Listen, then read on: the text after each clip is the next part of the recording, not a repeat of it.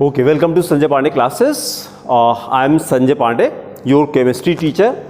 Chemistry में देखिए दो टीचर मिलके पढ़ा रहे हैं हम लोग। एक तो मॉर्निंग बैच चल रहा है और एक दोपहर का बैच चल रहा है। और अच्छी बात यह है कि हमने पार्ट 2 शुरू किया है। पार्ट 2 क्या होता है? ऑर्गेनिक केमिस्ट्री, है ना। और पार्ट 1 आप देखेंगे तो फिजिकल केमिस्ट्री आता है, वो मॉर्निंग में क्लास चल रही है। जो बच्चे देर से ज्वाइन कर रहे हैं उनको हम लोग एक्स्ट्रा लेकर के बाद में कवर कराएंगे। और दूसरी इन्फॉर्मेशन आपको दे दें कि हमको पढ़ाते हुए अराउंड 30 इयर्स हो गए। आई स्टार्टेड टीचिंग 1992 में हमने पढ़ाना शुरू किया। आई लव टीचिंग, बहुत मजा आती पढ़ाने में। जो बच्चे देर से ज्वाइन कर रहे हैं बिल्कुल हेजिटेशन नहीं होगा। अभी भी देखिए ये रिवीजन क्लास ही हम चला रहे हैं, है ना। लास्ट टर्न पे हम लोगों ने क्या किया था, एकदम शुरू से हमने स्टार्ट कर लिया। ये केमिस्ट्री रिवीजन ये लेक्चर 2 है। इसके पहले आप वीडियो में जा करके नीचे प्लेलिस्ट में देखें तो लेक्चर 1 आपको मिल जाएगा। आईपीसी नॉमेनक्लेचर हम लोगों ने शुरू किया, ठीक है। तो चलिए हम लोग स्टार्ट करते हैं। ये आईपीसी में देखिए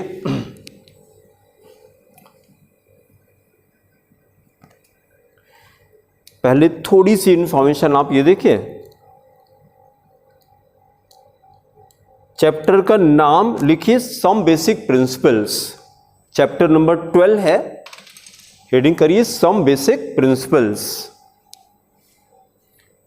सम बेसिक प्रिंसिपल्स देखिए आपको सामने दिखाते हैं हम। ये क्लास 11th में जाएंगे तो ऑर्गेनिक केमिस्ट्री, ये पीडीएफ। ठीक है, थोड़ा सा फिर समराइज कर लें कि लेक्चर 1 में हमने पूरा समराइज किया था। देखिए ये हेडिंग करिए सब लोग, क्लास 11th का केमिस्ट्री का चैप्टर नंबर 12 है। ये चैप्टर नंबर 12 ऑर्गेनिक केमिस्ट्री। फिर चैप्टर का नाम है some basic principles and techniques. Some basic principles and techniques. और फिर पहले 2 मिनट हमारी कहानी सुनिए खूब बढ़िया सा, तो आपको समझ में आएगा इस चैप्टर में करते क्या हैं। यहाँ पे देखिए सब लोग, इस चैप्टर में हम लोग पहले तो देखिए इसको हमने 2 पार्ट में डिवाइड किया।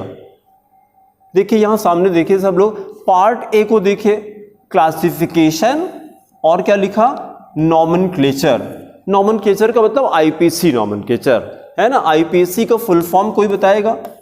IUPAC का फुल फॉर्म होता है international union of pure and applied chemistry, ठीक है। उसी को शॉर्ट में क्या बोलते हैं? आईपैक बोलते हैं। अच्छा, और फिर दूसरा हम लोग इस पे स्टडी करते हैं, क्या लिखा है? आइसोमेरिज्म। अब देखिए जरा, क्लासिफिकेशन नॉमेनक्लेचर को शॉर्ट में हम खाली नॉमेनक्लेचर बोलेंगे। जैसे वीडियो का जो टाइटल भी हमने रखा वो खाली आईपैक रख दिया, पूरा नहीं लिखा हमने, क्लासिफिकेशन नॉमेनक्लेचर नहीं लिखा, खाली नॉमेनक्लेचर को शॉर्ट में हमने खाली आईपैक कर दिया। तो एक पार्ट हमारा नॉमेनक्लेचर का चलेगा, दूसरे में आइसोमेरिज्म करेंगे हम लोग। फिर देखिए इसके बी पार्ट पे आए तो एनालिसिस ऑफ, क्या लिखा देखिए, ऑर्गेनिक कंपाउंड्स। जैसे कोई कंपाउंड हमको दे दिया तो हम लोग क्या करते हैं, पहले इसको पता करते हैं इसमें कौन कौन से एलिमेंट हैं, कार्बन है, ऑक्सीजन है, उसको टेस्ट करके। इसको क्या कहते हैं? इसको बोलते हैं क्वालिटेटिव एनालिसिस। 2 तरह की एनालिसिस होती है, बोलते हैं क्वालिटेटिव एनालिसिस। और जब ये पता लग जाता है कि ये कौन सा कंपाउंड है, कितना नाइट्रोजन है, कितना ऑक्सीजन है, फिर हम उसका परसेंटेज कैलकुलेट करते हैं, कितना परसेंट है। अब इसको क्या बोलेंगे? इसको बोलेंगे क्वांटिटेटिव एनालिसिस। क्वांटिटेटिव मतलब क्वांटिटी वर्ड हो गया, क्वांटिटेटिव एनालिसिस। तो हमको बता दीजिए एनालिसिस कितने तरह की होती है? सच बताइए। 2 तरह की एनालिसिस। कौन कौन सी? क्वालिटेटिव एनालिसिस और क्वांटिटेटिव एनालिसिस। दोनों में क्या फर्क है? जब क्वालिटेटिव एनालिसिस करते हैं, जैसे अभी जब हम लोग स्कूल में प्रैक्टिकल होता है तो प्रैक्टिकल में क्या, कोई भी आपको सॉल्ट दे दिया, कोई ऑर्गेनिक कंपाउंड दे दिया, ज्यादातर वो कंपाउंड व्हाइट कलर का होता है, तो आप देख के नहीं पता कर पाएंगे कौन सा कंपाउंड है। तो सबसे पहले क्या करते हैं, हम लोग रिएजेंट डाल के उसमें टेस्ट करते हैं। नाइट्रोजन का टेस्ट है, हाइड्रोजन का टेस्ट है, कार्बन का टेस्ट है। तो पहले पता लगे कि कौन कौन सा एलिमेंट प्रेजेंट है, उसको हम क्या बोलेंगे? Qualitative analysis. बहुत अच्छा, क्वालिटेटिव एनालिसिस। उसके बाद ये भी पता लग जाए कि इसमें नाइट्रोजन है, फिर अगला स्टेप होता है कितना नाइट्रोजन है, मतलब परसेंटेज कैलकुलेट करते हैं, मैथमेटिकल फार्मूला भी होगा। अब इसको क्या बोलेंगे? क्वांटिटेटिव एनालिसिस, दोनों को मिला के क्या बोलते हैं? खाली एनालिसिस। जो चैप्टर का नाम होगा एनालिसिस। एनालिसिस किसका? ऑर्गेनिक कंपाउंड का। तो ये तीसरा टॉपिक हो जाएगा हमारा। पहला टॉपिक क्या होगा? नॉमेनक्लेचर। पहला टॉपिक नॉमेनक्लेचर, दूसरा टॉपिक आइसोमेरिज्म, तीसरा topic analysis of organic compound, analysis of organic compound. फिर चौथा टॉपिक होता है ये, जितने भी रिएक्शन होते हैं ऑर्गेनिक केमिस्ट्री में, उसमें रिएक्टेंट से प्रोडक्ट पे जाने पे देखिए, जैसे हमने ये किया, ये मैंने क्या लिखा बताइए शाश्वत? नहीं, ये देखिए कार्बन लिखा, ऐसे कार्बन लिखा और इसी से मैंने 4 हाइड्रोजन लगाए, तो ये क्या हो जाएगा फिर? ये 4 हाइड्रोजन लगाए, इससे अच्छा नहीं आ रहा, ग्रीन करते हैं। ये देखिए जरा, ये भी लाइट लग रहा है ना, ये हम इस पे आते हैं, डार्क ग्रीन पे आते हैं, ये वाले पे देखिए। अब देखिए जरा, H H H H 4 hydrogen लगाया, तो ये क्या है? ये मीथेन हो गया ना, इसको मीथेन कहते हैं, मीथेन। अब देखिए जरा 10th में अगर आपको रिएक्शन याद हो, मीथेन में अगर हम क्लोरीन डाल दें, मीथेन में क्लोरीन डाल दें, तो रिकॉल करेंगे क्या बनेगा? तो बनता है CH3Cl प्लस HCl। देखिए यहां से क्या किया हम लोगों ने, यहां से एक हाइड्रोजन हटा, उसकी जगह पे क्या आ गया? एक क्लोरीन आ गया। तो एक हाइड्रोजन हटा के हमने एक क्लोरीन लगा दिया। देखने में तो आसान लग रहा है कि हाइड्रोजन हटा के क्लोरीन लगा दिया, लेकिन यहां से यहां तक आने में जो भी चेंजेस अपने आप थोड़ी हटेगा। पहले ये बॉन्ड हमें क्या करना पड़ता है? ब्रेक करना पड़ता है, पहले बॉन्ड ब्रेक करना पड़ता है। तो इसी को बॉन्ड ब्रेक करने के रूल से स्टडी करेंगे। 2 तरह से बॉन्ड ब्रेक करते हैं केमिस्ट्री में, एक होमोलिसिस कहते हैं, एक हेटेरोलिसिस कहते हैं। वो सारा डिटेल में स्टडी करेंगे कि कैसे बॉन्ड ब्रेक होता है, फिर कैसे ये हटता है, कैसे कोई नई चीज आती। इस पूरे को क्या बोलेंगे? इस पूरे को ये बोलते हैं मैकेनिज्म ऑफ ऑर्गेनिक रिएक्शन। उसी को शॉर्ट बोलते हैं रिएक्शन मैकेनिज्म। रिएक्शन मैकेनिज्म मतलब इस वाले पोर्शन में हम क्या स्टडी करेंगे कि रिएक्टेंट से प्रोडक्ट में जाने में, रिएक्ट जैसे मीथेन से और यहां क्लोरोमीथेन तक आए, तो रिएक्टेंट से प्रोडक्ट में जाने में क्या क्या चेंजेस होते हैं। All these changes collectively call reaction mechanism. इसी को रिएक्शन मैकेनिज्म कहा जाता है। तो इस पूरे चैप्टर में, जिसको हम लोग सम बेसिक प्रिंसिपल के नाम से जानते हैं, टोटल कितने टॉपिक? तो आंसर आया 4 टॉपिक हैं। पहला नॉमेनक्लेचर होता है, दूसरा आइसोमेरिज्म होता है, तीसरा एनालिसिस होता है, चौथा reaction mechanism, organic reaction mechanism. और इसी को देखे कुछ कोचिंग में हम लोग क्या कहते हैं? GOC के नाम से जानते हैं। कुछ कोचिंग में इसी चारों चैप्टर को GOC का मतलब general organic chemistry, general organic chemistry. लेकिन इस नाम से आपके बुक में कोई चैप्टर ही नहीं है। कोचिंग वाले ये टर्म यूज करते हैं, GOC यूज करते हैं, ठीक है। लेकिन इस नाम से आपके बुक में क्या नाम मिलेगा? यही नाम मिलेगा, some basic principles and techniques है, लेकिन शॉर्ट में हम लोग खाली बोलते हैं सम बेसिक प्रिंसिपल्स। तो अब ये समझ आ रहा है कि इस चैप्टर में कितने? 4 टॉपिक आएंगे। तो अभी हम लोगों ने क्या शुरू किया? नॉमेनक्लेचर शुरू किया। अब हेडिंग करिए नॉमेनक्लेचर, नॉमेनक्लेचर। और फिर जरा देखिए, थोड़ी सी कहानी देखते हैं कि नॉमेनक्लेचर करने के लिए, नॉमेनक्लेचर करने के लिए ये पॉइंट जरा देखिए। नॉमेनक्लेचर करने के लिए देखिए, ये सेंटेंस देखिए, शाश्वत क्या लिखा है? इनका भी नाम शाश्वत है, ठीक है। हाँ, इनका भी नाम शाश्वत है, ये MPBM में है। हाँ, ये देखिए, दी IPC नेम, पहले सुन लीजिए फिर इसको कॉपी में लिखिएगा, ध्यान सुनिए। The IPC name of organic compound is written in the following sequence. किसी IPC नॉमेनक्लेचर में 4 चीजें होती हैं शाश्वत, ठीक है। कॉपी में लिखिए, यही सेंटेंस कॉपी करिए। दी IPC नेम, कॉपी में लिखिए, दी IPSC name of organic compounds, of organic compounds is written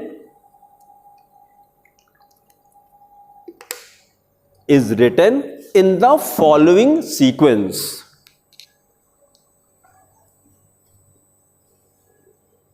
In the following sequence. In the following sequence. अगले स्टेप पे लिखिए नंबर 1 प्रीफिक्स। Number 1 prefix.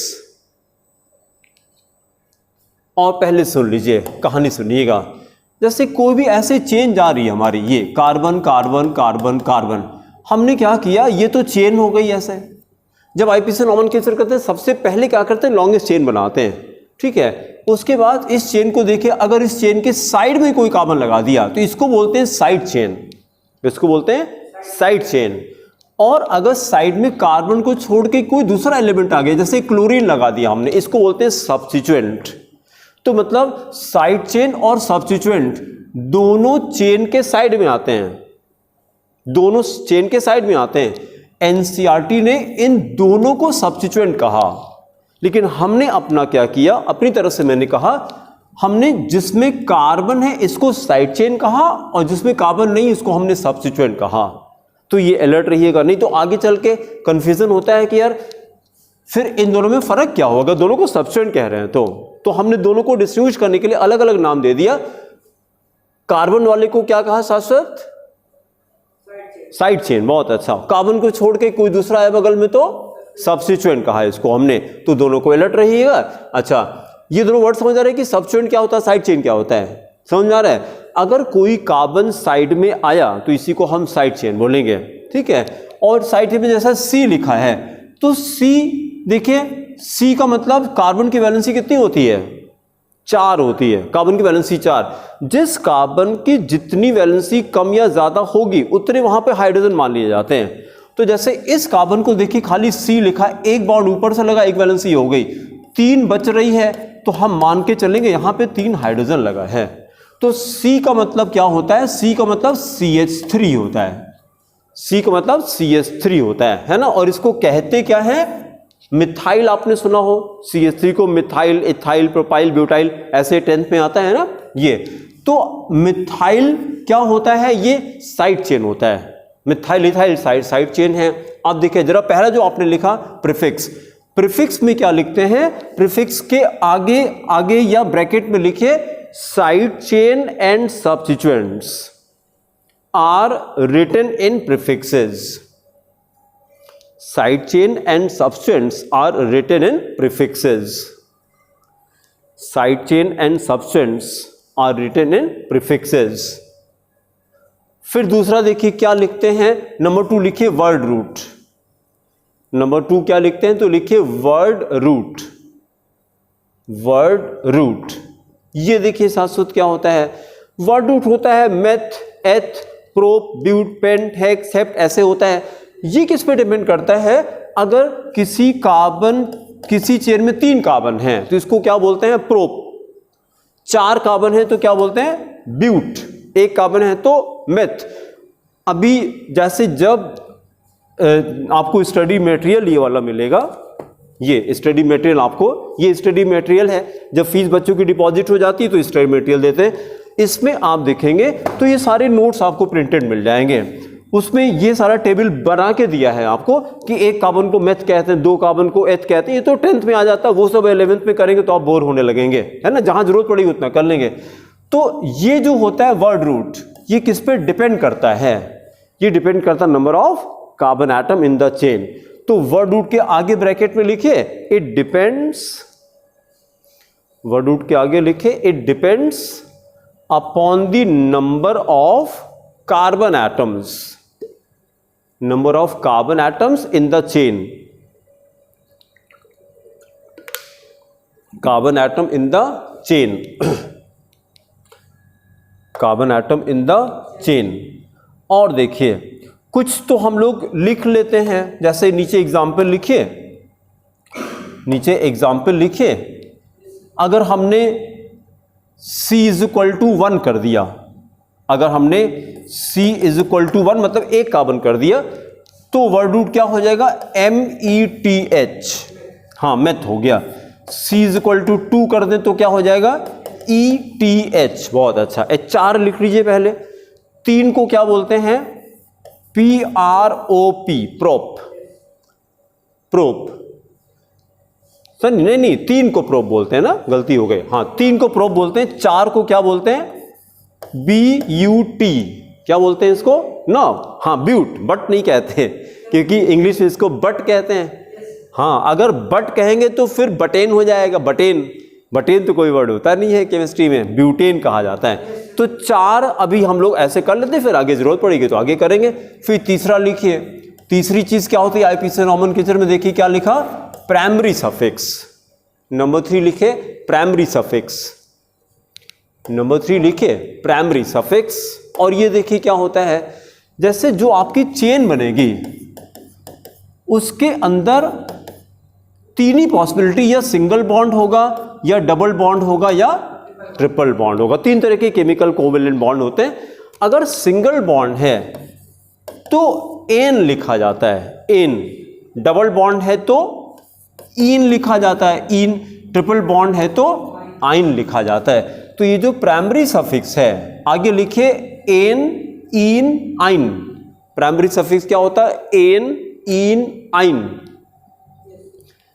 और ये डिपेंड किस पे करता है? बॉन्ड पे। बहुत अच्छा। इट डिपेंड्स, आगे लिखे it depends upon the single, हाँ, single bond, double bond, triple bond. Single bond, double bond, triple bond, इसी पे डिपेंड करता है। Single bond, double bond and triple bond. फिर चौथा लिखे सेकेंडरी सफिक्स। चौथी चीज होती है secondary suffix. Number 4 is called secondary suffix. सबसे इंपॉर्टेंट यही होता है। ये क्या होता है? लिखिए it depends upon the functional group. It depends upon the functional group. Functional group. देखिए आपने देखा होगा, जैसे OH को क्या कहते हैं? साथ साथ OH को अल्कोहल कहते हैं। फिर CHO को क्या कहते हैं? एल्डिहाइड कहते हैं। CHO को एल्डिहाइड कहते हैं। एसिड का फॉर्मूला बताइए। Acid, carboxylic acid. हाँ, ये COOH को एसिड कहा जाता है। ठीक है, इन सबको हम मिला के क्या बोले? Functional group. और इसी से सेकेंडरी सफिक्स डिराइव होता है।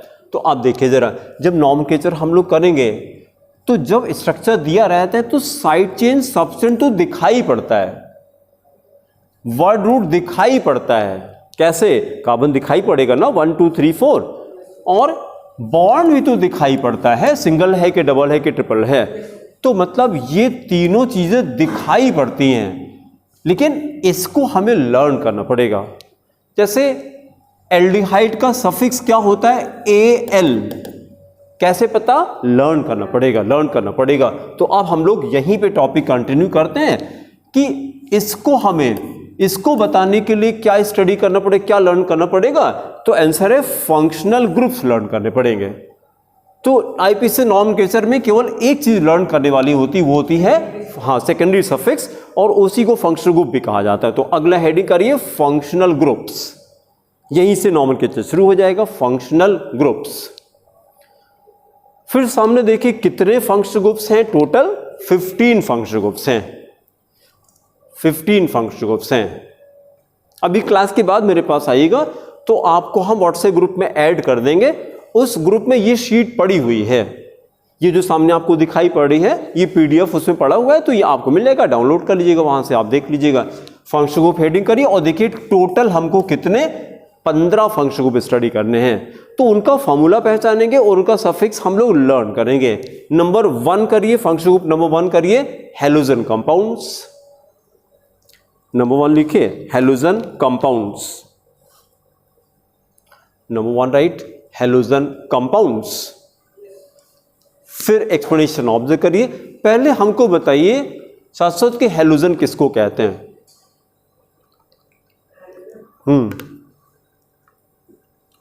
देखिए हम लोग का दुर्भाग्य है कि CBSE ने पीरियोडिक टेबल का चैप्टर उड़ा दिया, ये हमारा दुर्भाग्य है। और जबकि 11th में तो पढ़ना है, तो 10th में ये पता होगा ना पीरियोडिक टेबल हट चुका था 10th से, तो हटाने से फायदा है कि नुकसान?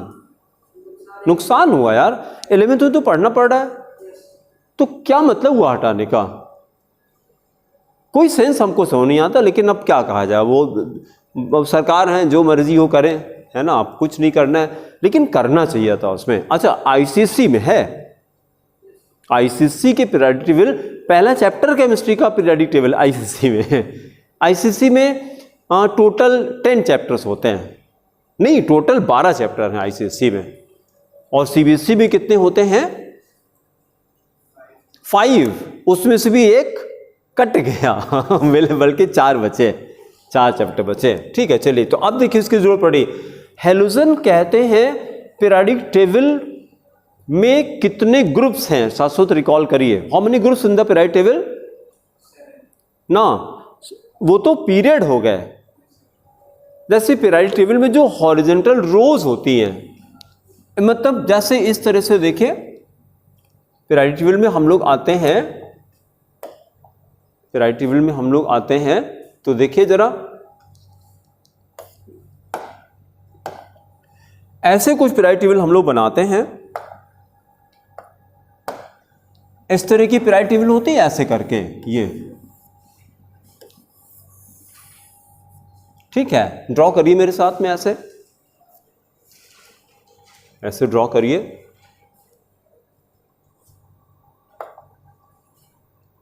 ये देखिए, यहां से आपको दिखाते हैं पीरियोडिक टेबल।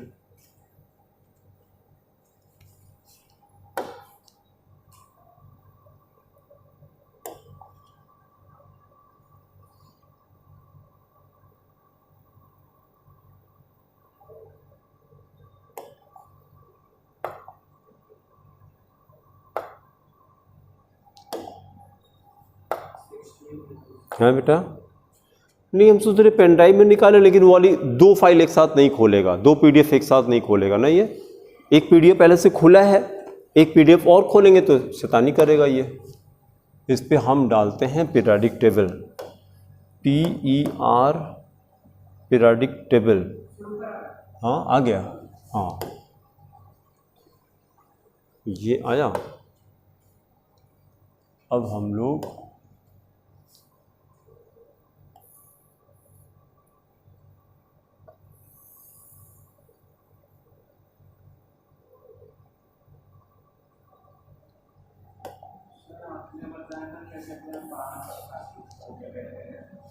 है बेटा, हम लोग तो 4 ही स्टडी कर रहे हैं।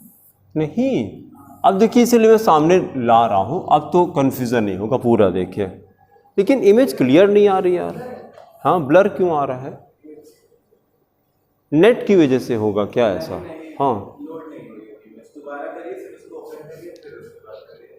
तो इस वाले को क्या करें फिर? ये डिलीट इसमें से,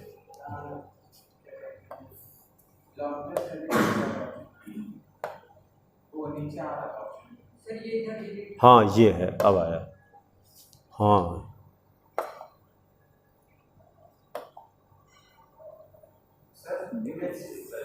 है, या हमने देखे पीरियोडिक टेबल, हमने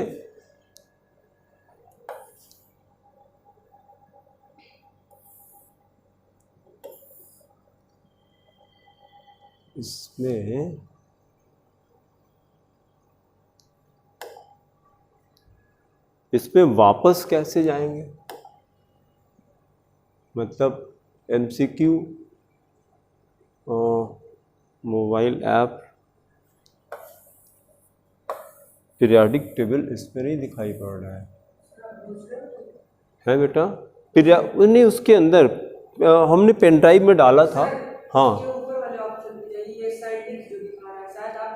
हाँ, नहीं इसी वाले पेन ड्राइव में है। हाँ अब आ गया। ये अदर फाइल में अगर जाते हैं, ये पीरियोडिक टेबल कोई फोल्डर है क्या? अब इस समय याद नहीं आ रहा है मैंने किस फोल्डर में उसको रखा है। चलिए नेट से ही सर्च करते हैं। ये वेब, हाँ हाँ, फिर सर्च इमेज, ये अच्छा, हाँ ये ठीक कह रहे हैं। सर्च इमेज, हाँ ठीक है, PER आया, पीरियोडिक, DIC अभी नहीं आया, पीरियोडिक TABLE, हाँ हाँ यहाँ से सही बताया आपने। कोई भी ले लिया जाए, सेकंड ले लीजिए,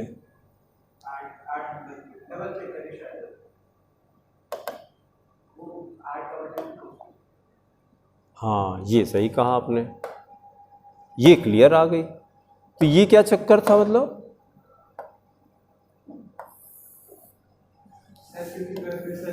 हाँ हाँ, तो इमेज पे किया तो फिर ज़्यादा क्लियर आ गए। हाँ अब देखिए ज़रा, अभी पीरियोडिक टेबल हम लोग को अलग से चैप्टर स्टडी भी करना है ना, एक चैप्टर भी 11th है, पीरियोडिक टेबल अलग से स्टडी करना है। तो इसमें देखिए ये जो हॉरिजॉन्टल रोज है हमारी, ये देखिए 1 2 ऐसे ऐसे मतलब लेफ्ट राइट जाते हैं, तो देखिए इसका नाम क्या लिखा, ये देखिए, ये क्या कहाँ गया यार, उस पर लिखना था ना,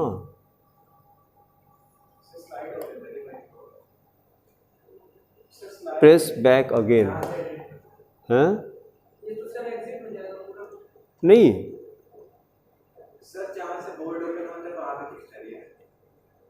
जहाँ से बोर्ड ओपन होता है, नहीं रुकिए, अच्छा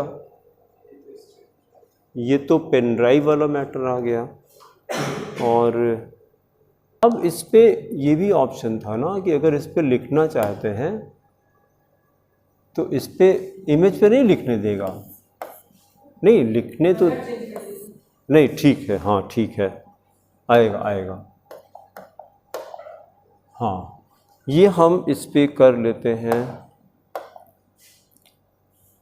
ग्रीन ले लेते हैं, ब्लैक कर लेते हैं, ब्लैक ज़्यादा सही आएगा। हाँ अब देखिए ये हम कहना चाह रहे थे, ये क्या लिखा, पीरियड, मतलब पीरियड कितने हैं, देखिए ये 1 2 3 4 5 6 7 7 पीरियड हैं। ऐसे जो हॉरिजॉन्टल रोज पे जाते हैं इसको पीरियड कहा जाता है।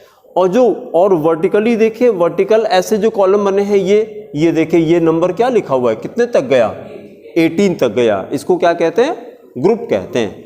तो टोटल 18 ग्रुप्स हैं और 7 पीरियड्स हैं, जिसमें से हम लोग जो बात कर रहे हैं, हैलोजन की बात कर रहे हैं, वो यहाँ पर है। हैलोजन ग्रुप 17 में रखा गया।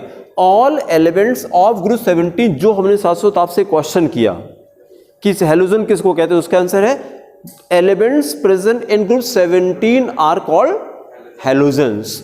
और इनको हैलोजन कहते क्यों हैं, HALOGEN, हेलो का मतलब होता है सॉल्ट, हेलो का मतलब होता है सॉल्ट, जो नया लेके लिखते चलिएगा, और जेन का मतलब होता है फॉर्मिंग। तो ये जो एलिमेंट है ये सॉल्ट बनाते हैं, इसीलिए इनको हैलोजन कहा जाता है। जेन का मतलब फॉर्मिंग, बनाना, फॉर्मिंग। जेन वर्ड आपके बायो में आएगा, काफी जगह पर आएगा जेन, है ना, जेन का मतलब है फॉर्मिंग, बनाना। तो देखिए जैसे ये बता दीजिए जरा, ये नाम किसने दिया था, बताएंगे आप, हाँ हाइड्रोजन को हाइड्रोजन किसने कहा था, ये केमिस्ट्री के पिताजी कौन हैं, who is called father of chemistry, chemistry के पिताजी कौन है, एंटोनी लेवोशियर नाम है उनका। पिताजी का नाम तो पता होना चाहिए, केमिस्ट्री पढ़ रहे हैं हम लोग, कि किसने किसको पिताजी कहा जाता है। अच्छा, और फादर ऑफ जूलॉजी किसको कहते हैं, हाँ father of zoology, father of zoology, father of zoology निकालिए जरा, गूगल वाले से पूछिए कौन है, हाँ। और father of botany, father of botany,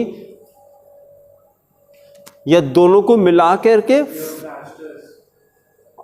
नहीं कुछ गड़बड़ लग रहा है, दोनों को मिला के हम बायोलॉजी, फादर ऑफ बायोलॉजी डालिए जरा, देखिए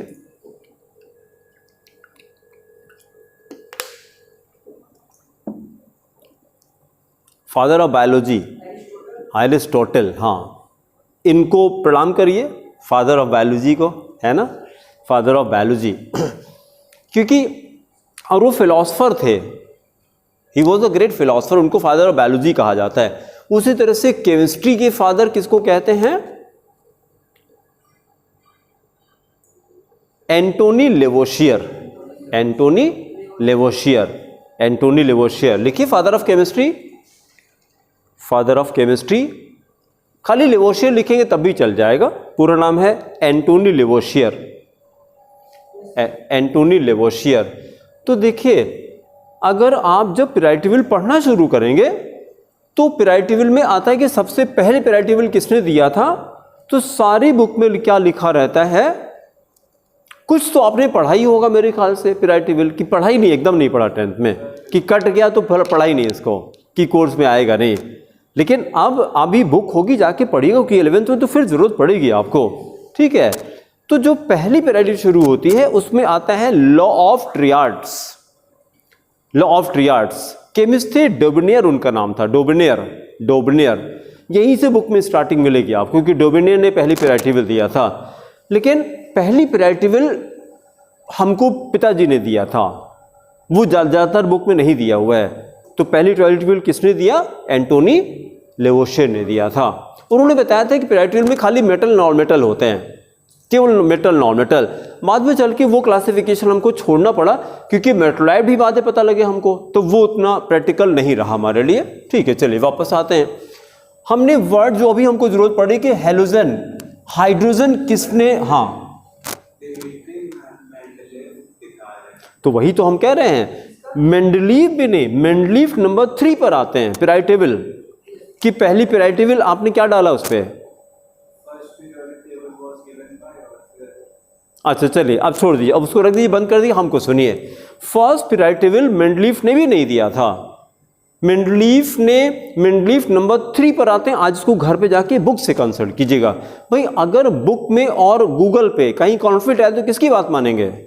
बुक की बात मानेंगे ना, तो बुक को जाके देखिएगा। सबसे पहले आपको डेबोनियर मिलेंगे, फिर उसके बाद आपको न्यूलैंड मिलेंगे। ऐसे कोई नाम याद आता है? न्यूलैंड। न्यूलैंड के बाद नंबर 3 पे तब मेंडलीव आते हैं, फिर नंबर 4 पे मोसले आते हैं, नंबर 4 पे मोसले आते हैं, और फिर उसके बाद बोरबरी आता है, बोहर आता है। 5 लोगों ने मिलकर के पीरियोडिक टेबल दिया, लेकिन इन 5 में से सबसे ज्यादा नाम किसका है? मेंडलीव का। इसमें गूगल दिखा रहा है, कि गूगल वो डेटा दिखाता है जिसकी सर्चिंग ज्यादा होती है। ये तो सबको पता है ना, वो डेटा ज्यादा दिखाता है जिसकी सर्चिंग ज्यादा होती, वही डेटा दिखा देता है। तो हमने कहा कि जबकि नंबर 1 पे कौन है? डेबोनियर है, नंबर 2 पे न्यूलैंड है, नंबर 3 पे ये मेंडलीव आते हैं, लेकिन फिर भी इन्हीं का नाम क्यों ज्यादा है? क्योंकि हाँ बोले, हाँ ये भी कह सकते हैं। इसका एक सीधा सा आंसर है, दुनिया उन्हीं को याद रखती है जो अपने सपने के लिए जीते, अपने सपने के लिए मर जाते हैं, बस। भाई आप स्टीव जॉब्स के किसी भी रिलेटिव का नाम बता दीजिए, स्टीव जॉब्स के किसी भी रिलेटिव का नाम बता दीजिए, मम्मी का नाम बता दीजिए, पापा का नाम बता दीजिए, किसी का नाम बता दीजिए, नहीं पता। क्यों नहीं पता? क्योंकि वो उतना सपना नहीं था यार। स्टीव जॉब्स कौन है? Founder of Apple, founder of Apple, ठीक है। या आप धीरूभाई अंबानी के किसी भाई बहन का नाम बता दीजिए। 7 भाई बहन थे धीरूभाई अंबानी, 7 किसी का नाम बता दीजिए। और धीरूभाई अंबानी कौन है? तो आप क्या कहेंगे? रिलायंस का फाउंडर, उसी ने रिलायंस कंपनी बनाई थी ना। भाई मुकेश अंबानी और दूसरे भाई का क्या नाम? अनिल अंबानी। ये दोनों तो लड़के हैं। इन लोगों ने क्या किया? इन लोगों ने कंपनी को खाली संभाला है, बनाया नहीं। बनाया तो फादर ने बनाया था ना, फादर ने बनाया था। और वो भी कहानी बहुत मोटिवेटिंग है, 2 मिनट में कहानी सुन लीजिए। धीरूभाई अंबानी 300 रुपए की नौकरी करते थे, 300 रुपए की, 300 रुपए की नौकरी करते थे, पेट्रोल पंप पे पेट्रोल भरते थे। और एक कार उधर से आई है और ऐसे चली गई और पूरा कीचड़। अरे ये क्या तमीज है? सॉरी भी नहीं बोल सकते, हम इंसान नहीं है क्या? दैट डे ही डिसाइडेड अब ये काम नहीं करेंगे। ये मेरी कोई जिंदगी नहीं है यार, कोई मतलब इज्जत ही नहीं है। और सोचिए सपने की साइज देखिए जरा, इधर पढ़िए क्या लिखा है, द ग्रेटेस्ट एंड इलॉजिकल, याद रखिएगा इसको। जो बड़े सपने होते हैं वो कैसे होते हैं? हमेशा अनरियलिस्टिक, मतलब रियल लगेंगे नहीं आपको। और नंबर 2 इलॉजिकल, लॉजिक से नहीं आते बड़े सपने, क्योंकि जहां तो लोग लॉजिक से करते हैं कि कोई पेट्रोल पंप पे पेट्रोल भर रहा है और वो जा करके अपनी वाइफ से कहता कि डार्लिंग सोच रहे हैं रिलायंस कंपनी डाल दें हम, तो क्या कहेंगे, दिन में पी लिए क्या आज? मतलब 30 रुपए की नौकरी करने वाला और कह रहे हैं रिलायंस पेट्रोकेमिकल कंपनी लगाएंगे, कौन उसकी बात मानता? तो यही बात सही है कि नहीं? लेकिन आज है तो सपना इलॉजिकल होता है, याद रखिएगा। सपने लॉजिकल नहीं होते, सपने बड़ी बड़ी चीजें लॉजिक से नहीं होती हैं। बड़ी बड़ी चीजें कैसे होती हैं? सपने से होती हैं। छोटी छोटी चीजें लॉजिक से होती हैं। कि अगर कोई आकर के ये रिक्शा चलाता है और वो कहे कि हम अब 50 ट्रक खरीदने जा रहे हैं, कौन मानेगा? कोई नहीं मानेगा। लेकिन पॉसिबल है कि नहीं? यस है पॉसिबल। सपने कुछ नहीं कह सकते। तो वही चीज यहां पर भी आ रही है कि लोग उन्हीं को याद रखते हैं। मेंडलीफ का नाम इतना ज्यादा क्यों है? तो जो भी आपने कहा कि मेंडलीफ ने काम बहुत ज्यादा किया था पीरियोडिक टेबल के लिए, इसलिए। ठीक है, तो चलिए हाइड्रोजन को हाइड्रोजन किसने कहा था? एंटोनी लेवोशियर ने कहा था। क्यों कहा था? हाइड्रो का मतलब है वाटर, प्रोड्यूसिंग बनाना, क्योंकि ये हाइड्रोजन क्या करती? पानी बनाती है ना। इधर ध्यान से सुनिए बेटा, मोबाइल को छोड़ दीजिए, इधर ध्यान से सुनिए, नहीं तो फिर ध्यान नहीं देंगे आप। हमने ये कहा हाइड्रो का मतलब होता है वाटर और जेन का मतलब होता है बनाना, क्योंकि हाइड्रोजन क्या होता है? ऑक्सीजन से रिएक्ट करके वाटर बनाती है, इसलिए इसको हाइड्रोजन कहा जाता है। ठीक है, वाटर फॉर्मिंग हाइड्रोजन। आप कोई पूछे कि हाइड्रोजन का मतलब क्या होता है, तो क्या बोलेंगे? Water forming. वाटर फॉर्मिंग को हाइड्रोजन कहा जाता है। उसी तरह से ये आ गया हेलोजन, हेलोजन सॉल्ट फॉर्मिंग, हाँ हेलो फॉर्मिंग। हेलो का मतलब है सॉल्ट। ये जो एलिमेंट है शास्त्र देखिए, फ्लोरीन, क्लोरीन, ब्रोमीन, आयोडीन, एस्टेटीन, ये एलिमेंट। और ये जो एलिमेंट है 117, इसके बारे में क्या कहा जाए? इसकी प्रॉपर्टीज अभी नहीं पता है। यदि ये जो एलिमेंट है, एलिमेंट इनको देखेगा, जो एलिमेंट अभी एटॉमिक नंबर को Z से रिप्रेजेंट करते हैं ना, Z, letter Z is use for atomic number. Z greater than और इज इक्वल टू 100, इसको हैवी एलिमेंट कहा जाता है, हैवी एलिमेंट। और ये जो एलिमेंट हैं, these are not found in nature, जिनके एटॉमिक नंबर 100 से ज्यादा है, 100 या 100 से ज्यादा हैं। ये सारे एलिमेंट कैसे हैं? दे आर आर्टिफिशियली प्रिपेयर्ड, इनको बनाया गया है। क्यों बनाया गया? क्योंकि इनकी जो लाइफ है बहुत कम होती है, हैवी न्यूक्लियस होते हैं इनके, तो वो तुरंत डिकम्पोज कर जाते हैं। जिन एलिमेंट के पास देखिए excuse me, n upon p का जो रेशियो होता है, n अपॉन p का मतलब न्यूट्रॉन एंड प्रोटॉन। जब n अपॉन p का रेशियो अप्रोक्सीमेटली 1 हो जाए तो इसको स्टेबल कहा जाता है। जैसे नाइट्रोजन को देखिए 7n14, कितने न्यूट्रॉन है जरा बता दीजिए?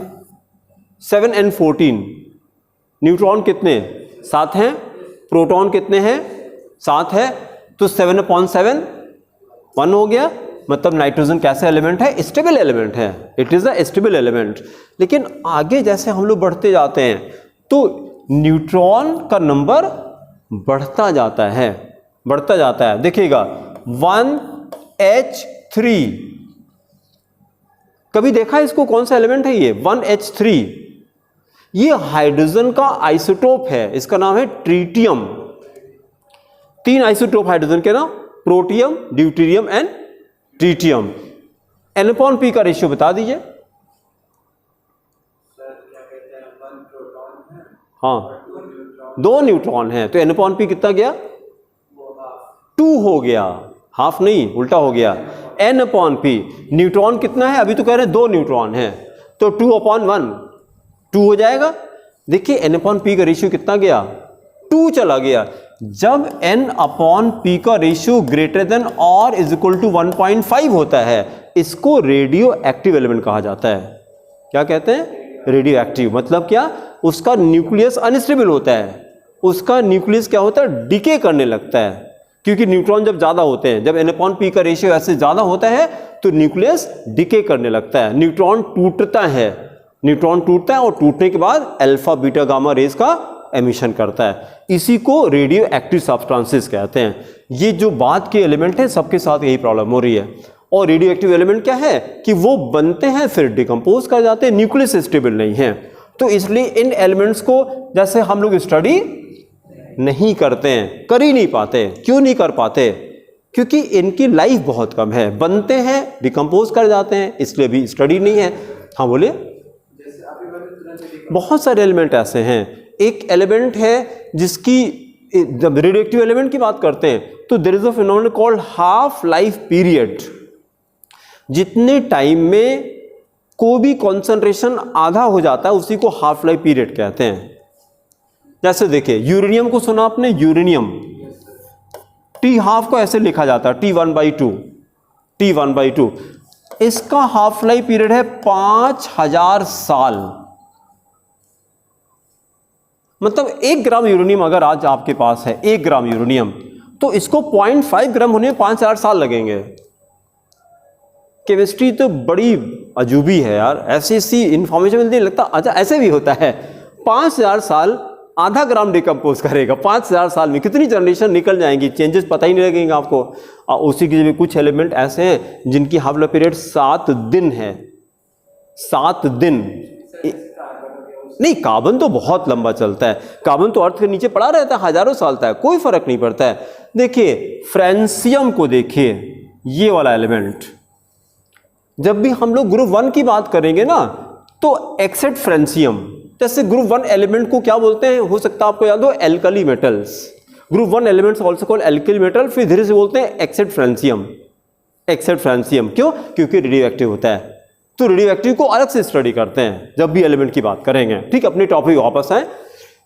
अब हम लोग हैलोजन की बात कर रहे थे कि हैलोजन किसको कहते हैं। तो आपने क्या लिखा, elements of group 17 are called halogens. अपने टॉपिक को वापस आ जाएं जो हम लोग फंक्शनल ग्रुप कर रहे थे। Elements of group 17 are called halogen. और हैलोजन को लेंगे क्या, फ्लोरीन है, क्लोरीन, ब्रोमीन, आयोडीन। एस्टेटीन को नहीं लेते, although it is also present in the same group. क्यों नहीं लेते? यहां पर आते आते जब ऊपर से नीचे आते हैं तो इलेक्ट्रोनेगेटिविटी कम हो जाती है। एक सेंटेंस लिखिए, moving from top to bottom, moving from top to bottom, electronegativity decreases in a group. Moving from top to bottom, electronegativity decreases. Electronegativity decreases from top to bottom in a group. ऊपर से नीचे आने पे electronegativity decrease करती है।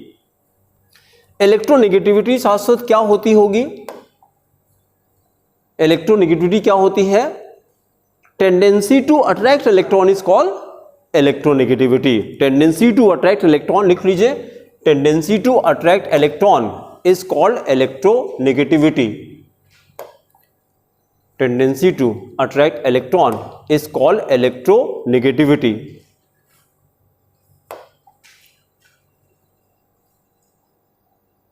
अब इस पे व्हाइट बोर्ड कैसे आएगा यार? हाँ ठीक कह रहे हैं, हाँ उस वाले पे तो हाँ ठीक है, इस वाले पे तो ये रहेगा ना, ठीक है हाँ कोई बात नहीं, चलने दीजिए, नया पेज खोल लेते हैं। अब हम लोग यहाँ पर आ गए थे। पहला जो फंक्शनल ग्रुप था हमारा, पहला फंक्शनल ग्रुप क्या था, फंक्शनल ग्रुप नंबर 1 क्या था, फंक्शनल ग्रुप नंबर 1, हाँ अब वो पीडीएफ वाला पेज, ये मिनिमाइज होके रखा नहीं रहता क्या, बार बार ऐसे खोलना पड़ेगा। 11th ये सब अभी ये पहला देखिए halogen compounds, functional group number 1 halogen compound. अब हैलोजन वर्ड समझ में आया, हैलोजन किसको कहते हैं, और हैलोजन को हम लोग लेटर एक्स से रिप्रेजेंट करते हैं। हैलोजन्स आर, लिख लीजिए, halogens are represented by letter X, letter X, letter X. अब देखिए जरा दूसरी इंफॉर्मेशन देखिए, फिर उसके बाद इसको हमने 4 पार्ट में डिवाइड किया, मोनो, डाई, ट्राई और टेट्रा। अगर एक हैलोजन होगा तो हम उसी को क्या बोलेंगे, एल्किल हैलाइड। फिर अगली हेडिंग करिए ए पार्ट, ए पार्ट लिखिए एल्किल हैलाइड्स। लास्ट टर्न पे यहां तक हो गया था, इतना हमने आपकी वजह से रिपीट कर लिया, इतना कर चुके थे, एल्किल हैलाइड्स। अब जरा देखिए एल्किल किसको कहते हैं, एल्किल, एल्किल आर को एल्किल कहते हैं शाश्वत, आर कैपिटल आर को एल्किल कहा जाता है, आर को एल्किल कहा जाता है। और हैलाइड किसको कहते हैं, एक्स को कहते हैं। तो एल्किल लाइट का फॉर्मूला लिखिए R bond X, R bond X. आगे हम पूछेंगे ये क्या है, व्हाट इज दिस, तो आप क्या बोलेंगे, what is R alkyl halide. बहुत अच्छा, what is R X alkyl halide. या दूसरा क्वेश्चन है एल्किल लाइट का फॉर्मूला बता दीजिए, R X, R X, R X. हम इसको देखिए और इसको देखिए, बीच में कुछ भी ना लिखे तो एक बॉन्ड तो रहेगा ही रहेगा। अगर डबल बॉन्ड या ट्रिपल बॉन्ड हो तो आपको लिखना पड़ता है, सिंगल बॉन्ड है तो लिखे चाहे ना लिखे। जैसे हमने लिखा O H, O bond H, दोनों एक ही चीज है, O H, O bond H एक ही चीज है। उस तरह से मैंने लिखा R X, R bond X, दोनों एक ही चीज है, दोनों में कोई डिफरेंस नहीं है, ठीक है। एल्किल लाइट को देखिए, अब नीचे एक एग्जाम्पल लिखिए जरा, नीचे एक एग्जाम्पल लिखिए। हमने एग्जाम्पल लिया C2H5, एग्जाम्पल लिखिए C2H5I, R की जगह हमने C2H5 ले लिया। एक काम और भी कर लेते हैं, पहले इसको ऐसे 2 पार्ट में डिवाइड करिए, इसके 2 नाम लिखेंगे, इसके 2 नाम लिखेंगे। और इसको देखिएगा जरा, C2H5 को क्या कहते हैं, C2H5 को क्या कहते हैं, इथाइल। बहुत अच्छा। आयोडीन को क्या कहते हैं, आयोडाइड, आयोडाइड। नाम लिखिए ethyl iodide, ethyl iodide, ethyl iodide. फिर जरा देखिए, अगर हम इसको पहले लिखना चाहें प्रीफिक्स में, इसको बाद में लिखना चाहें, आयोडीन को पहले लिखना चाहें, तो आयोडीन के 2 नाम हैं, नीचे अलग से लिखिए आई लिख करके और 2 नाम लिखिए। इसको प्रीफिक्स में IODO कहा जाता है, आइडो, आइडो, प्रीफिक्स में आइडो कहते हैं, और सफिक्स में इसी को आयोडाइड कहा जाता है, सफिक्स में आयोडाइड कहा जाता है। जितने भी हैलोजन्स हैं नीचे लिखिएगा एक्स के 2 नाम हैं, प्रीफिक्स में क्या कहते हैं इसको, HALO, हेलो का मतलब फ्लोरो, क्लोरो, ब्रोमो, आइडो, ऐसे ब्रैकेट में लिखिए fluoro, chloro, bromo, iodo. Prefix में हेलो कहा जाता है, fluoro, chloro, bromo and iodo. Suffix में इसी को हैलाइड कहते हैं, हैलाइड। अब क्या हो जाएगा, फ्लोराइड, क्लोराइड, ब्रोमाइड, आयोडाइड, ऐसे चलेगा। तो अब देखिए जरा, इसको प्रीफिक्स में कर दें तो ये हो गया आइडो, IODO। और C2H5 को सफिक्स में क्या कहते हैं, इथेन। नीचे करके और C2H5 के 2 नाम लिखिएगा, C2H5 के 2 नाम लिखिए, ऐसे C2H5 लिख लीजिए और इसके भी 2 नाम लिखिए। अभी तक आप इसको इथाइल जानते थे, ये इथाइल होता है प्रीफिक्स में, जब आगे लिखा जाता है तो इथाइल कहते हैं, जब ये सफिक्स में जाता है इसी को इथेन कहा जाता है, it is called ethane in suffix. तो चलिए जरा इसके 2 नाम बता दीजिए जी, जो अभी हम लोग लिख रहे थे। ये C2H5 का दूसरा नाम बताइए, नहीं, अब देखिए आइडो तो लिख लिया आपने ये, अब C2H5 को लिखना है। C2H5 को सफिक्स में क्या लिखते हैं? ईथेन, ईथेन, तो नाम हो गया आइडो ईथेन। पूरा करिए, आइडो ईथेन, आइडो ईथेन। और उसके बाद फिर अब एक नॉमेनक्लेचर अपने आप लिखिए, पहले फॉर्मूला भी लिखिए और नॉमेनक्लेचर भी लिखिए। 3 कार्बन का रेडिकल लिखिए और उसमें Cl लगा दीजिए। फॉर्मूला लिखिए, 3 कार्बन का रेडिकल और उसमें Cl लगा दीजिए। 3 कार्बन का रेडिकल क्या बन गया? नहीं, फॉर्मूला पहले बताइए। C3H7, बहुत अच्छा, क्लोरीन लगा दिया, Cl हो गया, C3H7Cl। फिर इसके 2 नाम लिखने हैं। हाँ बोलिए, पहले इसको प्रीफिक्स में बोलिए। हाँ जोर से बोलिए, जोर बोलिए। C3H7 को प्रीफिक्स में प्रोपाइल, बहुत अच्छा। फिर ये सफिक्स में बताइए। क्लोराइड, क्लोराइड लिखिए, प्रोपाइल क्लोराइड, जिसे लिखम propyl chloride, propyl chloride. Bracket में लिखिए कॉमन नेम। जब आइड लास्ट में आता है ना तो ये कॉमन सिस्टम होता है। आइड जब आएगा, आइड, क्लोराइड, फ्लोराइड, आयोडाइड, ऐसे। और दूसरा बताइए जरा अब इस, हाँ फिर से बोलिए। हाँ, chloropropane, correct, chloropropane, chloropropane, chloropropane. फिर दूसरा इसी का देखिए, हम लोगों ने 4 पार्ट में कहा था, हेलोजन कंपाउंड को 4 पार्ट में करेंगे। पहले पार्ट का नाम क्या है? Alkyl, alkyl halide. जब कंपाउंड में एक हेलोजन प्रेजेंट होगा, देखिए हमने यहां X लगा दिया और आपसे कहते हैं व्हाट इज दिस, आप क्या बोलेंगे? What is this? बहुत अच्छा, दिस इज एल्किलाइड। बस हम आपसे पूरा एग्जैक्ट नाम नहीं सुनना चाह रहे थे, या तो हम आपसे नाम पूछो तो हम आपसे क्वेश्चन करते हैं कि what is the name of this compound, तो हम ये कहते हैं आपसे। हमने कहा what is this? Alkyl halide, this is alkyl halide, this is alkyl halide. हाँ, जैसा क्वेश्चन होगा वैसा जवाब देंगे, ठीक है। What is this?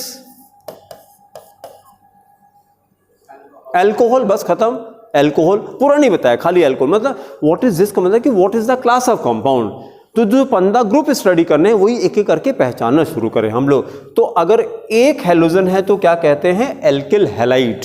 अगर 2 हेलोजन है तो बोलते हैं डाई हैलाइड। नंबर 2 लिखिए, डाई हैलाइड्स। नंबर 2 लिखिए, di halides, di halides. Di का मतलब 2 होता है, उसको रिलेट कर लेंगे आप।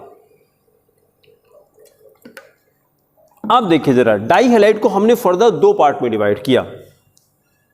डाई हैलाइड को हमने फर्दर 2 पार्ट में डिवाइड किया। लिखिए फर्स्ट पार्ट VIC, पूरा वर्ड होता है विसनल, शॉर्ट में विस लिखा रहता है बस, विस डाई हैलाइड। लिखिए vic di halide, vic di halide. और फिर लिखना बंद करके एक्सप्लेनेशन ऑब्जर्व करिए। Vic word has been derive from vicinity. Vicinity, vicinity का मतलब होता है बगल में। जैसे कहते हैं हमारी विसिनिटी में रहते हैं, ये ऐसे बोला जाता है, हमारे विसिनिटी में रहते हैं, मतलब हमारे पड़ोस में रहते हैं। तो जब 2 हेलोजन अगल बगल लगे होते हैं उसको विसिनल डाइहैलाइड कहा जाता है। अगल बगल, अगल बगल का मतलब कैसे हो गया? देखिए जैसे ये हमने किया, क्लोरीन, क्लोरीन, 1 2 2 3 4 5 5 6 अगल बगल अगर लगा है तो इसी को हम देखें 1 2 3 4। ये देखिए ये क्या है? हम पूछेंगे ये क्या है तो आप बोलेंगे विसिनल डाइहैलाइड है। ये डाइहैलाइड भी 2 तरह का होता है। विसिनल डाइहैलाइड किसको कहते हैं? जब दोनों हेलोजन कहां पे लग जाएं? बगल बगल लगते हैं, उसी को विसिनल डाइहैलाइड। एक सेंटेंस लिखिए, when 2 halogens are present, when 2 halogens are present at the adjacent position, adjacent position, adjacent मतलब बगल बगल, adjacent position, comma, it is called vis dihalide, it is called विस मतलब vicinal, die halide, vic di halide. फिर example करिए, यही वाला copy कर दीजिए, दो कार्बन ऐसे ड्रॉ करिए, कार्बन बॉन्ड कार्बन, सी बॉन्ड सी, और एक एक क्लोरीन लगा दीजिए, और फिर कार्बन को बैलेंस करते हैं। तो देखिए इस कार्बन की वैलेंसी कितनी है अभी 2, तो 2 हाइड्रोजन लगा दें यहाँ पे, तो ये हो जाएगा CH2, ये क्या हो जाएगा, ये भी CH2 हो जाएगा, CH2Cl CH2Cl, CH2Cl CH2Cl। फिर इसके दो नॉमेनक्लेचर लिखते हैं। आईपीसी आप बताएंगे, कॉमन हम बताएंगे। किसी भी कंपाउंड के दो नॉमेनक्लेचर होते हैं, आईपीसी नॉमेनक्लेचर और कॉमन नेम। कॉमन नेम उतना सिस्टमेटिक नहीं होता, उसको रटना पड़ता, मैंने भी रटा है। कहाँ से? किताब से। आईपीसी सिस्टमेटिक होता है, आईपीसी के रूल्स होते हैं, कॉमन का रूल नहीं होता है। भाई why any compound is called petrol, पता नहीं, लेकिन पता 5 साल का बच्चा पेट्रोल जानता है, हाँ पेट्रोल इसको कहते हैं। पॉलिथिन जानता है, मुझे फार्मूला क्या है, फार्मूला नहीं पता, लेकिन लेके आ जाएगा मार्केट से, पॉलिथिन लेके आपको दे देगा, ठीक है। तो उसी तरह से ये है इसका कॉमन नेम। तो कॉमन नेम ही इंपॉर्टेंट आपको लर्न करना पड़ेगा। पहले आईपीसी बता दीजिए, जिसका 2 कार्बन का चेन बनेगा, 2 कार्बन का चेन बनेगा और 2 क्लोरीन है, दोनों की पोजीशन 1 और 2 पे आ रही है। तो 3 कैसे भैया, 2 ही तो कार्बन है।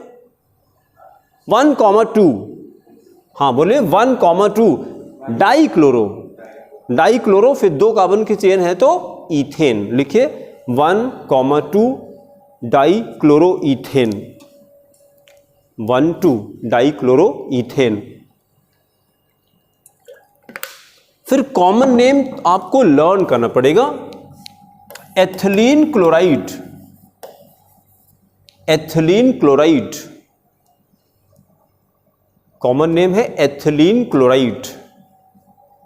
फिर सेकेंड पार्ट करिए, सेकेंड पार्ट को बोलते हैं जेम डाइहैलाइड, GEM, जेम डाइहैलाइड, जेम डाइहैलाइड। लिखिए एक sentence, when the two halogens are present at the same carbon, एक ही कार्बन से लगा दिया, दोनों हेलोजन को किससे, एक ही कार्बन से लगा दिया, comma, it is called gem dihalide, it is called gem dihalide. Then write example, CH3 CHCl2, CH3 CHCl2। फिर वही काम करते हैं, आईपीसी आप बताएंगे, कॉमन हम बताएंगे। देखिए कहां से नंबरिंग करें, यहीं से कर देना जहां से क्लोरीन लगा है, तो 1 and 2 हो गया। दोनों की पोजीशन बताइए जरा क्लोरीन की, 1,1, दोनों एक ही पे लगा है, तो लिखिए 1,1 डाइक्लोरो इथेन, 2 कार्बन है, 1,1 डाइक्लोरो इथेन, डाइक्लोरो इथेन। इसका कॉमन नेम आपको रटना पड़ेगा, इथाइलिडीन क्लोराइड, वो एथिलीन क्लोराइड था, इथाइलिडीन क्लोराइड, इसको बोलते हैं इथाइलिडीन क्लोराइड, इथाइलिडीन क्लोराइड। अब देखिए मजेदार, देखिए दोनों ध्यान से देखिएगा, इसका जरा मॉलिक्यूलर फॉर्मूला देखिए क्या है, C2H कितना 4, Cl कितना Cl2, इसका मॉलिक्यूलर फॉर्मूला जरा देखिए, C2H देखिए कितना, काउंट करिए, H कितना है, 4 है, ये भी तो है H4, और Cl देखिए कितना 2। तो कुछ दिखाई पड़ रहा है, ये दोनों कंपाउंड आइसोमर्स हैं, सेम नहीं, वो तक compounds are isomers. Isomer word सुना आपने साथ साथ, compounds having same molecular formula but having different structural formula, they're call isomers. क्या कहा मैंने, compounds having same molecular formula but having different structural formula, they're call isomers.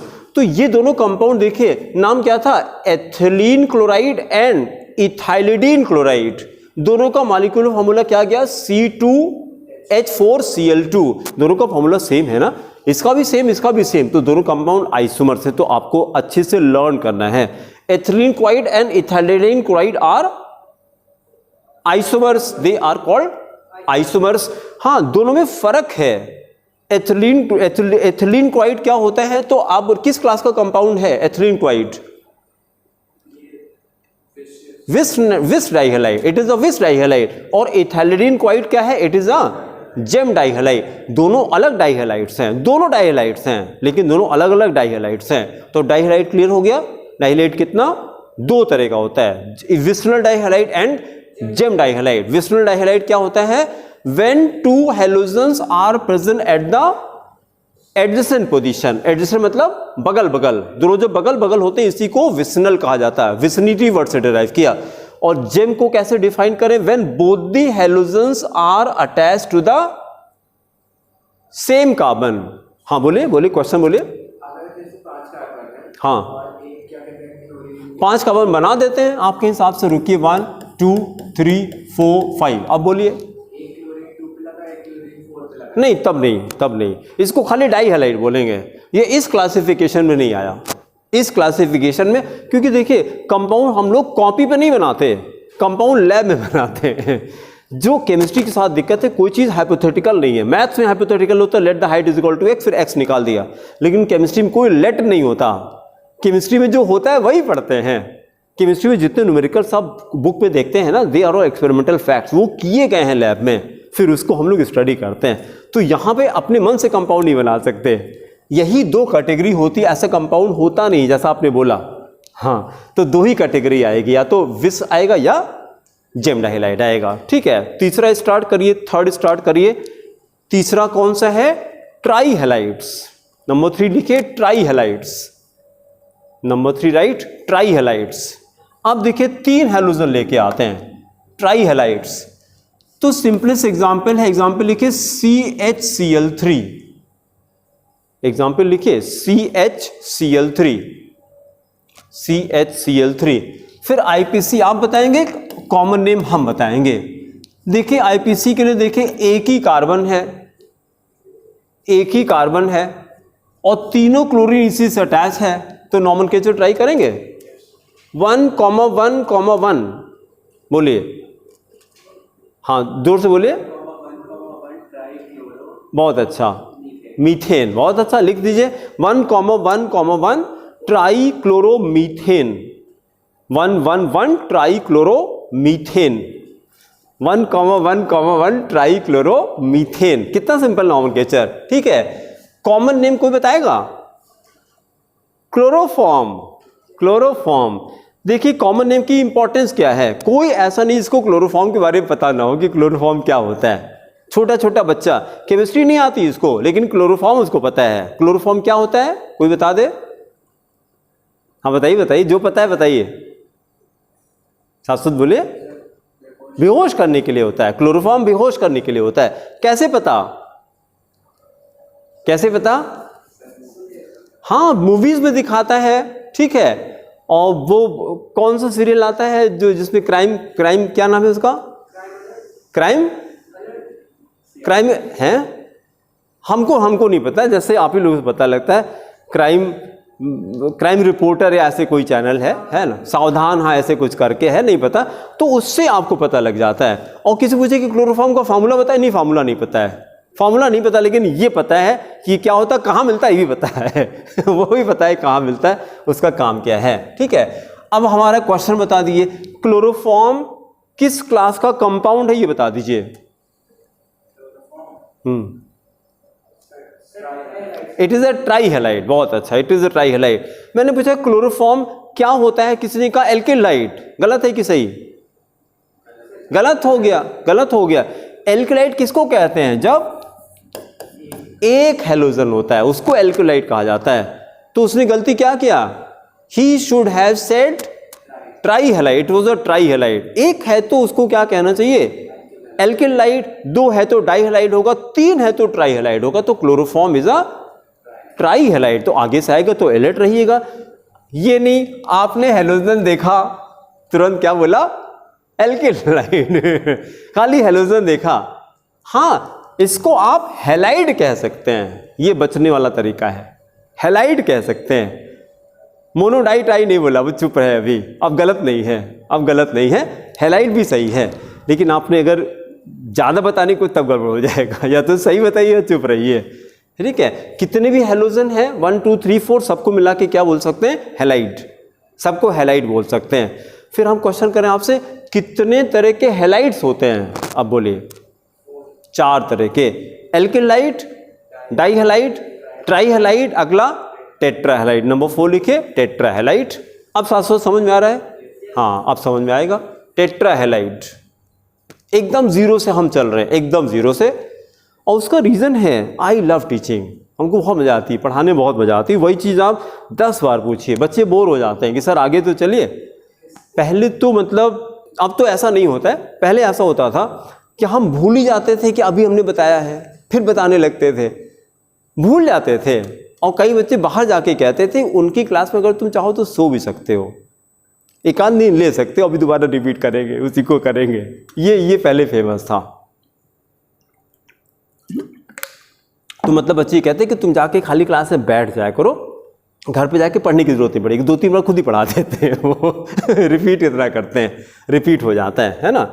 और फिर जब, और ये तभी हो सकता है, आपसे क्वेश्चन करें,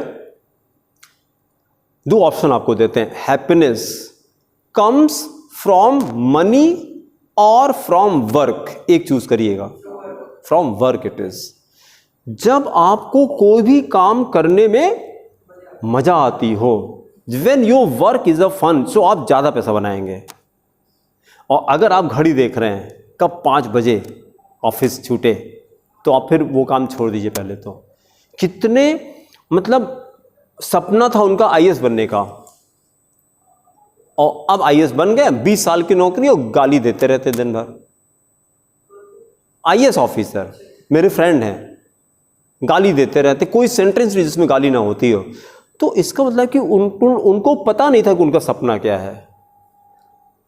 वो उनको लगता था भाई आईएएस ऑफिसर तो पब्लिक सर्वेंट होता है। पब्लिक सर्वेंट का मतलब क्या, लोगों की सेवा करना चाहिए था उसको, लेकिन गलत जगह पहुंच गया वो। उसको तो वो अच्छा लग रहा था, क्या नहीं, ये लाइट जो लगी रहती है, पोम पोम करके जाती है, जो जलवा अच्छा लग रहा था, पैसा अच्छा लग रहा था, तब इसलिए आईएएस ऑफिसर बन गए। और गलत जगह आ गए आप। आईएएस ऑफिसर अगर पैसा अच्छा लग रहा तो ठेकेदारी करते आप, और पैसा मिलता आपको। दारू का ठेका उठाते और पैसा मिलता आपको, है कि नहीं, और ज़्यादा पैसा आपको मिल जाता। लेकिन आप गलत जगह पहुंच गए। तो सबको सब जगह नहीं, आप डिसाइड करिए। जैसे हम क्लास 10 से पढ़ा रहे हैं, when I was in class 10, तब से मैं पढ़ा रहा हूँ। मैंने कोई नौकरी का फॉर्म नहीं डाला, घर वालों से मारी पड़ी इसके लिए। मम्मी जैसे पता लगता था कि ये पढ़ाता रहता है, ट्यूशन पढ़ाता है, तब ट्यूशन कोचिंग नहीं होता, ट्यूशन होता था। तो कोई फ्रेंड ने कहा कि यार मेरी सिस्टर पढ़ा देंगे, फिर चालू हो जाते, पैसा मिलता, अच्छा लगता था। पैसा किसको खराब लगता है यार, अगर घर से पॉकेट मनी ना मांगनी पड़े तो किसको बुरा लगेगा, हमको भी अच्छा लगता था। लेकिन उतना अच्छा पैसा फैसिनेट नहीं करते जितना मजा आती थी बस पढ़ाने में। फिर मम्मी को पता लगता तो पीट देती थी, तुमको पैसा चाहिए, पैसा मिलेगा, तुम काहे अपना टाइम खराब कर रहे हो। फिर चुप हो जाते थे कुछ दिन बाद, फिर किसी ने कहा, फिर चालू हो जाते थे। जब थोड़ा बड़े हुए तो पता लगा नहीं मज़ा आती है।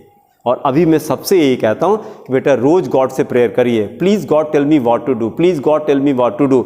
आप बड़े फॉर्चुनेट होंगे कि आपको पता लग जाए कि आपको क्या अच्छा लगता है, वही काम करिएगा ज़िंदगी में। उससे जानते फ़ायदा क्या होगा कि हो सकता है पैसा आप कम कमा रहे होंगे लेकिन अंदर से खुश रहेंगे, जो ज़िंदगी जीने के लिए कहीं ज़्यादा ज़रूरी होता है, कहीं ज़्यादा ज़रूरी होता है। ये एक नियम बना लीजिए। तो हमने कहा कि प्लेजर कम्स फ्रॉम वर्क, तो अपनी पसंद का काम मिल जाए। भाई आपको अगर कोडिंग अच्छी लगती है तो रात भर बैठे रहें कंप्यूटर पे, पता नहीं लगेगा रात कैसे गुजर गई। प्रोग्रामिंग जब करते हैं नहीं पता लगता है, नहीं पता लगता है। और उसकी जगह पर केमिस्ट्री का रिएक्शन रटना है, अरे यार 2 बज गया 2 बजे रात तक रटे थे, आगे दिन में बताता है 2 बजे रात तक रिएक्शन रटे थे। और जब कोडिंग करता है तो नहीं बताता है कि 2 बजे रात तक कोडिंग किए थे। वो तो होता है, रात भर करते हैं, इसमें क्या है, क्योंकि पता ही नहीं लगता, उसको पता ही नहीं लगता। किसी का पेंटिंग, किसी का क्रिकेट है, कुछ नहीं कह सकते। और आप उसी काम को करिए जो आपका पैशन है, दुनिया आपको सलाम करेगी, याद रखिएगा। जो पैशन है आपको वही काम करेगा, दुनिया आपको सलाम करेगी। और आपको अगर वो काम नहीं अच्छा लग रहा है, खाली लोगों की वजह से कर रहे हैं कि उन्होंने किया उन्होंने किया उन्होंने किया, इसलिए हमको आईआईटी में या इसलिए हमको डॉक्टर बनना है, तो प्लीज मत करिएगा। ठीक है, क्योंकि वहां पे जा करके कितने बच्चे ऐसे हैं कि एमबीबीएस में जा करके फीस जमा करके वापस आ जाते हैं। फीस जमा करके फर्स्ट ईयर की फीस भी जमा हो गई, पैसा तो वापस होता नहीं है। वो मेडिकल कॉलेज में एडमिशन भी ले लिया, फीस भी जमा हो गई, क्यों वापस आए? बहुत पढ़ाई करनी पड़ती है यार। पहले पता होता है इतना पढ़ना पड़ेगा तो एमबीबीएस ना ट्राई करते। हमको लगा था खाली बस नीट क्वालिफाई करना होता है बस। अब पता लगा नहीं, वो तो कुछ नहीं था यार। नीट क्वालिफाई करना तो कुछ नहीं था। एमबीबीएस में पहुंचने के बाद वो कह रहा है कि यार इतना पढ़ना पड़ता है, ये तो पहले से पता नहीं था, और ऊपर से कितना पढ़ डालो, मतलब बैक पेपर आना ही आना है, उसका भी आता उसका भी आता उसका भी आता। मतलब क्या जान दे दें क्या, और क्या करें? फिर वो डिप्रेस होने लगता है। तो इसका मतलब गलत जगह पहुंच गया। और आपको पढ़ना अच्छा लगा, डॉक्टर अच्छा लगता होगा तो फर्क नहीं पड़ता है कितना पढ़ना पड़ेगा।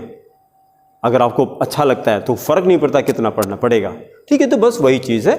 तो यहाँ पर मतलब हो सकता है कुछ बच्चे बोर भी, वीडियो भी बोर हो रहे होंगे, ये भी हो सकता है कुछ लोग बोर हो रहे होंगे कि वही बात बार बार रिपीट करें, बार बार रिपीट करें, लेकिन उससे कुछ बच्चों को फ़ायदा तो हो रहा है ना। सबका नहीं, किसी एक का तो फ़ायदा हो रहा है ना, तो हम वो काम करेंगे। अगर किसी एक का फ़ायदा हो रहा है तो ठीक है, रिपीट होता है।